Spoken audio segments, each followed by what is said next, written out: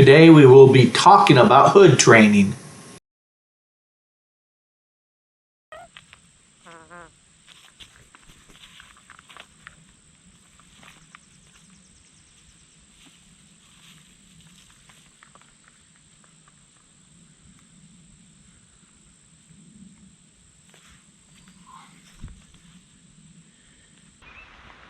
Glenn again with Falcon Quest, Birds of Prey.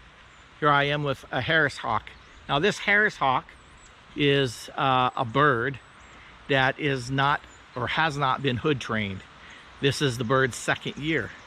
And the falconer that had her before me did not hood train her. Basically what we want to do is have the bird learn that the hood means food and the hood is not scary. Tolerate the hood and we get food. And food to these apex predators is very highly important. It's their main motivator. In fact, that is why we can teach them to do the things that they do.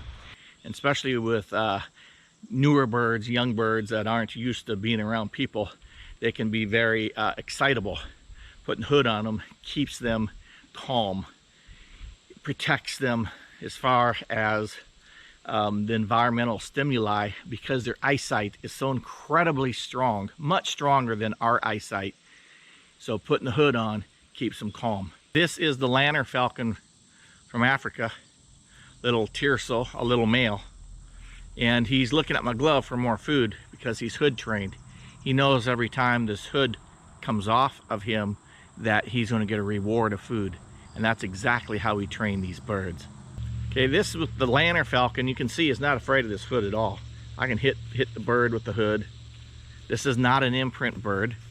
This is a parent raised in the chamber type bird, so it was had to be manned, it had to be trained, had to be tamed. It wasn't an imprint. And look how tame it is to this hood. I'm not tightening up the braces, but look, now it's in one. That's one ugly hood, I realize. But we're not doing a beauty contest today. Hood is on. Braces are tight on the hood. Hood can't come off. It's a good fitting hood. Fits through the head well. Plenty space so the eye is not touching the inside of the leather. Very critical. An ill or improper fitting hood can damage the bird. It has to fit properly. If you have a hood that fits properly, not going to do any damage, and it doesn't bother the bird to actually wear the hood as much because it's comfortable. A comfortable fitting hood is important for the bird to keep receiving the hood over and over.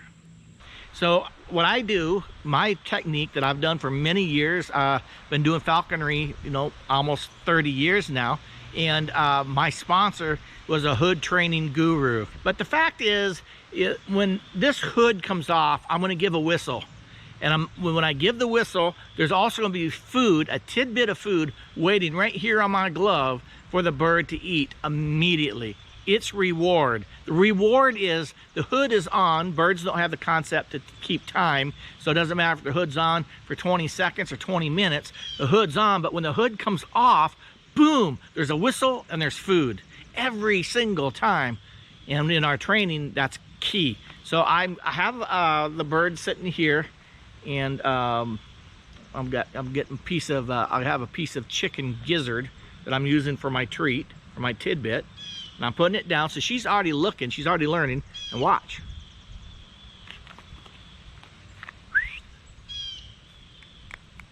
I give the whistle, and I gave her 2 pieces of treat. Usually when I remove the hood, she baits immediately. Usually only once, maybe twice. And then she'll come right back. There we go. There's a little bit of a bait. She comes right back to the fist there, sits down, and but here we go again. There's her second bait. And it's like, you give me food or I'm going to go away. Her weight might be a little high, but notice how she's not fearing the hood. Now she is fighting it a little bit, but she's not fearing it. It's because she's been worked already. The hood is not dangerous to her. Now she's looking down at the glove. There's her food. There's her reward. Wait a couple seconds, let her recover. Bring the hood up, bringing it up low, bringing it close to the body. Stroke her breast a little bit. Sometimes they'll look at it. When they look at it, that's the time to slip the hood on the head. But she's looking down for food. I put the hood on. I go in and get my tidbit, put my tidbit on the glove. She's looking down, she grabs the food. Wait a few seconds for her to recover. Bring the hood in slowly. Rub her chest. Put the hood back on her head like this. Reach in my falconry bag. Grab another tidbit. Put the tidbit on the glove. Remove the hood. There's her tidbit. My sponsor 20 or 30 years ago told me to do this 20 times in a row. Every single day. I don't know if 20 times is the magic number. He believed to think it was. Put the food on the glove, whistle. There's the tidbit. There's the answer. Over and over again. So she's not flying and baiting too much from the hood. It's not scaring her too much. She's used of it coming up to the head. Now look how good she's standing there. And I'm slipping that hood right on her. You'll also notice when I was doing the training, I didn't tighten the braces every single time. I just put the hood there, I put the food on the glove, I whistled, I let her get the food. That is the fundamentals of hood training. Take off the hood, there's food waiting, you give that whistle over and over. When I put the, when we're training the birds for the first time, you have a bird that's either trapped from the wild or just taken out of the mews, it's real important to start working the hood right away. When I trap a bird, I put a hood on the bird right away, and I start from that moment in time.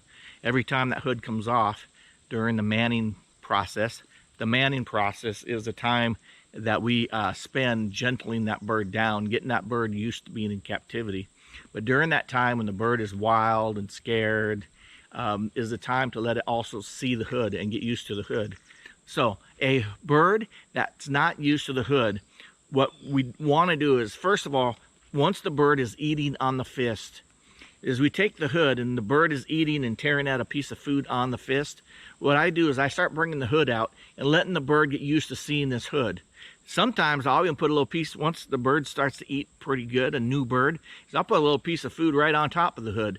And then she'll reach down and grab food right from the hood. And she realizes that hood's not so scary anymore. Let go. That is not so scary anymore. So getting used to just seeing the hood. Then the next step basically is I come in low and I, of course she's biting the hood. She's not a good example. But I come in low and I start stroking the breast. I start stroking the breast like this a little bit. And then since she's looking down, I just slip that hood right up over her head. Now she's looking for her food. I'm not giving her food today on the fist because she's getting too aggressive on the fist. Once a trained bird knows the routine, you don't have to use the food as much. And then if you do too much, they get a little bit ornery while they're sitting on the glove, what she is. She's just getting a little bit cantankerous looking for the food. So anyway, I'd give the whistle, put the food on the glove, whistle, the hood comes off. She'll look for the food, what she's doing right now. She would eat the food.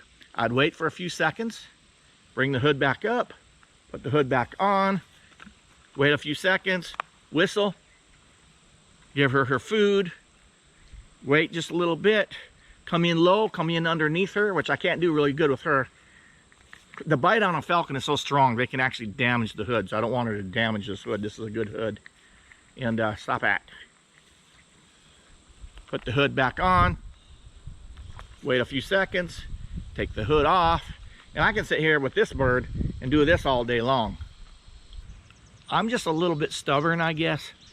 I want my birds to wear a hood. And wearing a hood is not that difficult if you know the process on training them. I've heard some people say that wild-caught Cooper's hawks and goshawks are difficult to hood train. They bait like a banshee when you first try manning those birds. When they see that hood, they go absolutely insane crazy usually. But I'm here to tell you, I have hood trained several Cooper's hawks, and once they get it down, they're no different than in training or using the hood on any of these other birds. Please be sure to subscribe. Hit the like button. If you have a comment, leave a comment. You got a question or something, put it in the comments. I'll get back to you eventually. I try to post every Thursday. Sometimes I miss it. Sometimes I do 2 a week rather than once a week. It just kind of depends, but I try to post every Thursday of the week.